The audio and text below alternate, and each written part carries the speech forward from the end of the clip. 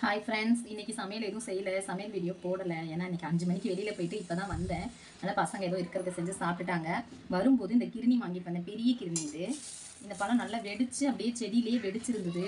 அதை தான் பார்த்து வாங்கிட்டு வந்தேன். ரொம்ப நல்லாயிருக்கும். இந்த பழத்தை வந்து ஜூஸ் போட மிக்சிலெலாம் போட்டு ஜூஸ் அடிக்கக்கூடாது.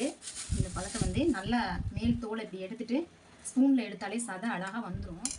இந்த மாதிரி எடுத்துகிட்டு இதில் வந்து சர்க்கரை ஐஸ் க்யூப்ஸ் போட்டிருக்கேன். சர்க்கரையும் ஐஸ் க்யூப்ஸும் போட்டுட்டு நல்லா ஸ்பூனில் இப்படி பண்ணனாலே வந்து திக்காக வந்துடும்.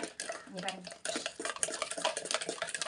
இன்னும் நம்ம ஐஸ் க்யூப்ஸ் போட நல்லா மெல்ட் ஆயிரும். மெல்ட் ஆனோடனே இதை அப்படியே வந்து ஜூஸில் டம்ளரில் ஊற்றி குடித்தோன்னா ரொம்ப டேஸ்ட்டாக இருக்கும். இந்த பழம் கிடச்சதுன்னா வாங்கி சாப்பிடுங்க. ஏன்னா இந்த பழம் வந்து எப்போவாவது ஒரு டைம் மட்டும்தான் கிடைக்கும். இந்த ஃபுல் சீசன் கூட, வெயில் காலம் ஃபுல்லாக கூட கிடைக்காது. ஏதோ ஒரு டைம் மட்டும்தான் இது இருக்கும். வாங்கி இதை பாருங்க.